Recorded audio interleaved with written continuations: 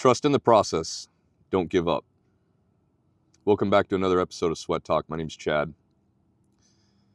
When I say trust in the process, I'm talking about overhauling yourself, your financial situation, mind, body, and soul.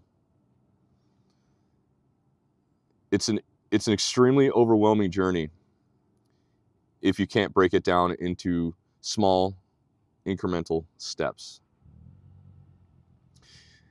If you don't take care of your financial situation first, get rid of all of the stuff, get rid of all of the debt, get rid of all of the financial obligations that you possibly can, you're going to be stuck with the same stress that you have. Your situation will not get better. In fact, it will only get worse as inflation keeps going up. As whoever gets in office and the price of gas goes up, the price of food goes up, and all that stuff is irrelevant. The cost of living is going to go up, and there's nothing that you can do about it. What you can do is you can free yourself of financial obligations. When you get that urge to buy that $100,000 car or that $60,000 car, the $20,000 car, depends on your financial situation. And it doesn't really even matter. When you free yourself of those payments and you free yourself of that financial obligation, or say you like sports and you want to get a new jersey, or you have to go get your wife or you wants a new purse, or you want to buy a new purse like some name brand designer garbage, and you decide that you're going to get it and you're going to put it on a credit card, all you're doing is causing yourself more stress. You're holding yourself back in the future because that's less money that you can invest right now to better your situation in the future and right now. Once you're able to free yourself of that financial stress, then you can focus on your mind. You can get your nutrition under control. Once you get your nutrition under control and you're not constantly poisoning yourself with the garbage that is fed to us by the FDA and by big food corporations and pharmaceutical corporations that say that it's okay to eat this trash, and it's not. And deep down inside, you know it's not. The stuff is literally poisoning your mind. It is poisoning your thought. You're overwhelming your mind with all these toxins, and you don't even realize it because you've been told that you need these essential vitamins or you need this essential nutrient, and it's inside of like fiber inside of your cereal, even though there's 150 grams of sugar in there.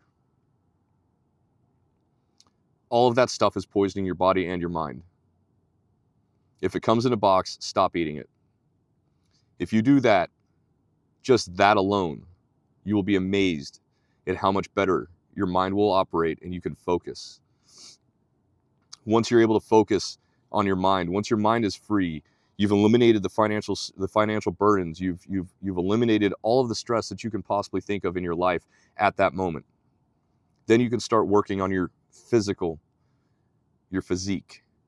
You can start working out. You'll find that you have more energy because you're not constantly worrying about this stress over here because of finances. And your mind will allow you to focus on one thing, such as getting into shape. As soon as you're able to start getting into shape because your mind is freed of all of this garbage and stress, you're going to find that you have more energy. You're going to want to go to the gym. Sometimes you're not going to want to go to the gym, but it's able to give you the momentum to develop the discipline it takes to go to the gym. Getting in shape and building your physical attributes, building your physique, people will look and treat you different.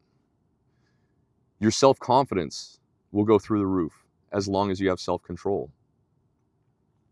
People look at you different.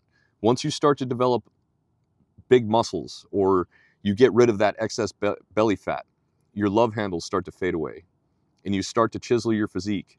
People look at you different. People will see that you're more disciplined. It shows. And it shows in ways that we can never comprehend until we actually achieve that. say you're going out and you start your own business, and you're looking for prospective clients, and you're 350 pounds, or you've got this other dude over here that's 6 foot, 200 pounds, and just absolutely chiseled. You being 350 pounds, they will judge you. Now, I do not advocate for allowing people to judge or giving a damn about what people's judgments are. But in that situation, that judgment is holding you back potentially in your future. I'm not trying to fat shame. It is something that I have noticed throughout the course of my life. I have been obese. I have been overweight. And I've also been jacked. And I'm telling you, there's a huge difference in the way you appear to people and the way that they look at you and the way that they treat you. We are not supposed to be overweight.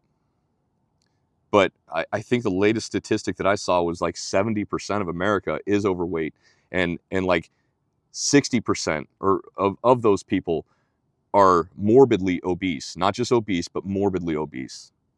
People that can't hardly even leave their homes. People that can't hardly even wipe their own butt. These numbers are getting out of control.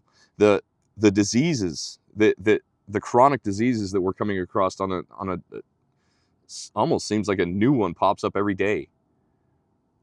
The heart failure, the diabetes, all of this stuff, the numbers are just exploding. And the one common denominator is our nutrition. But the FDA and big pharma, big food, they're all telling you it's just how it is. So take another pill. Keep eating this garbage, and we have a pill for you over here. Once you find the energy to once you've so now you've eliminated the stress in your life, the financial stresses in your life, you've freed your mind, now your physique is starting to come together. Now you'll find the time, or you'll find the desire to work on your spirituality. You'll find that you actually have a desire. Your eyes are open and you have a desire to work on your spirituality. When you work on your spirituality, I'm not saying go to church. Unless you're a religious person, that's fine. That's all you, man. That's all you. I believe in God, but I may not believe in the same God that you do. And that's it's irrelevant. But the fact is, once you start moving in a direction of finding your spirituality, it's going to be much easier to find yourself. Your subconscious mind, you will be able to tap into your subconscious mind. Once you start meditating, you are going to understand each and everything that you have done wrong. You'll begin to forgive yourself for the things that you have done wrong. We've all made stupid choices. You know, it like I was actually watching a YouTube video today, and it reminded me that when I was a kid, my entire life, when I was a teenager, my entire life and the trajectory of my life, how I turned out the way that I have is miraculous. Half of my childhood friends are dead. They've either died from some sort of a shooting or drug overdoses. The majority of my friends are dead from my childhood. The ones that are still alive, I don't talk to them anymore. I realized they were going down the wrong path. They were going down the wrong way, and I wasn't going to do that to myself. There was no way that I was going to live like that. And I was going to have no part of it. I stayed away from all the drugs. I stayed away from all of the stupid shit. Because something, God, my, what are they called? Anyway, there was angels on my shoulder. And I'm fortunate for it. Now, I realize my spirituality. Back then, I didn't really believe in God. I just figured that when we die, we're going to be worm food. They're going to throw us in the dirt, and we're just going to become another worm food. I didn't believe that we had a spirit. I didn't believe that there was a such thing as angels watching over us. I didn't believe in any of that. But my mind was constantly colluded with bullshit. And I allowed outside influences impact my life. That's how I became a homeless teenager. When I was a homeless teenager, I realized I am not going to live like this. This is not the life I was intended to be living. This is not how I am going to live my life.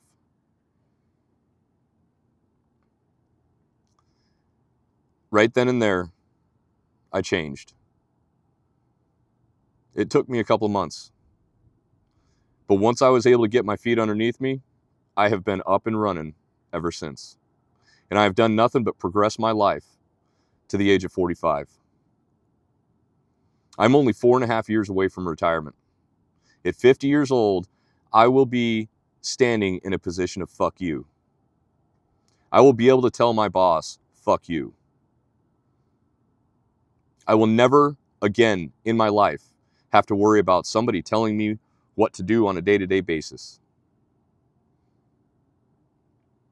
I could afford to go buy a Lamborghini if I wanted to. Why? I realize the cost that car is going to bring to me. It is going to slow myself. It is going to lock me in to the job. It is going to keep me where I am. It is going to bring stress in my life, and I don't need it. You have to trust in the process of healing yourself financially, healing yourself mentally, healing yourself physically, and healing yourself spiritually. This is a complete overhaul of everything you know, but it is necessary for you to do.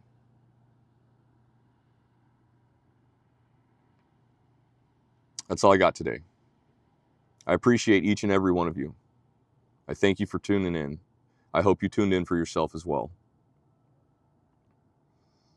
And I hope you all have a wonderful day. Peace.